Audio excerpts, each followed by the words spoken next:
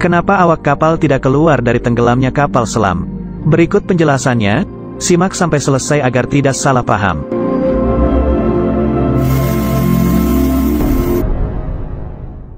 Pada tanggal 21 April tahun 2021 Indonesia dikejutkan dengan kabar hilangnya kapal selam KRI Nanggala 402 di perairan Bali saat sedang menjalani latihan. Panglima TNI Marsikal Hadi Cahyanto menyebutkan bahwa kapal selam menghilang tidak lama setelah diberikan izin menyelam dan diperkirakan berada di palung dengan kedalaman 700 meter di bawah permukaan air.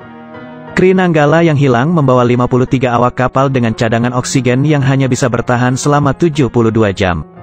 TNI telah mengerahkan banyak KRI lain untuk melakukan penyelamatan terhadap 53 awak kapal tersebut. Hal ini kemudian ramai dibicarakan di media sosial, terutama mengenai mengapa para awak kapal selam tidak keluar dari pintu emergensi dan berenang keluar untuk menyelamatkan dirinya sendiri. Berikut penjelasannya.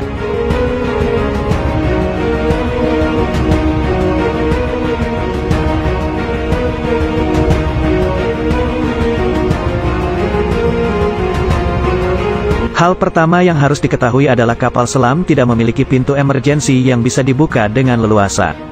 Pintu kapal selam jauh lebih rumit dari yang dibayangkan karena dirancang agar tidak bisa dimasuki air laut. Untuk penggantinya, ada kompartemen penyelamat di mana bagian tersebut tidak bisa dimasuki air karena memiliki sistem isolasi walau bagian lain kapal selam telah bocor. Dilansir dari San Francisco Maritime National Park Association, dalam kompartemen tersebutlah awak kapal menyelamatkan diri. Kesempatan mereka untuk tetap selamat juga bergantung pada kedalaman air tempat kapal selam tersebut berada.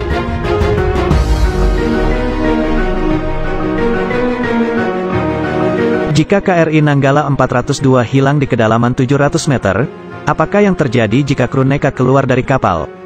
Jika awak kapal membuka pintu kapal selam pada kedalaman tersebut, air akan memasuki kapal dengan sangat cepat dan membanjiri kapal dalam hitungan detik.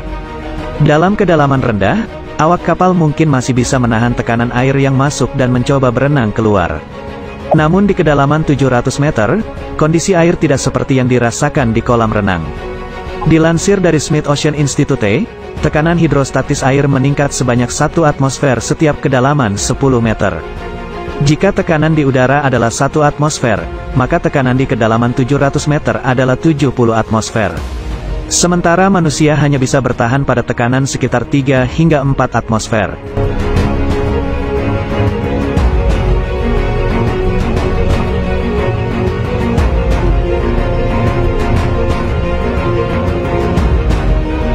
Berenang dalam air laut di kedalaman 700 adalah hal yang tidak mungkin bagi manusia.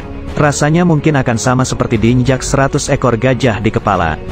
Saat air masuk ke kapal selam, kurang dari hitungan detik gendang telinga akan pecah, paru-paru akan termampatkan menyebabkan rasa sakit yang luar biasa lalu pecah. Selanjutnya akan diikuti oleh pembuluh darah dan organ seluruh tubuh yang ikut hancur. Sehingga membuka pintu kapal selam dan berenang keluar adalah hal yang mustahil kecuali kapal selam tersebut masih berada di kedalaman dangkal. Sebagai referensi, kita bisa melihat penyelamatan kapal selam yang pernah terjadi.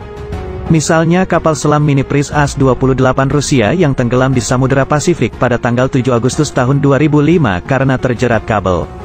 Pemerintah Rusia dibantu Inggris, Amerika Serikat, dan Jepang melakukan pencarian dan mengevakuasi kapal selam.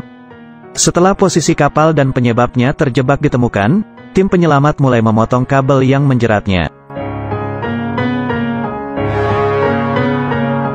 Dilansir dari Maritime Journal, setelah kabel yang menjerat Priz As-28 dipotong, tangki pemberatnya diledakkan sehingga kapal bisa kembali naik ke permukaan.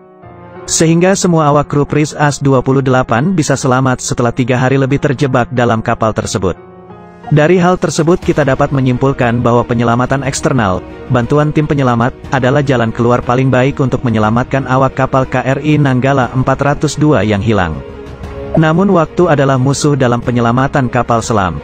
Awak kapal harus segera diselamatkan sebelum persediaan oksigen habis dan sebelum mereka terjangkit penyakit akibat banyak menghirup karbon dioksida dalam kapal yang tenggelam.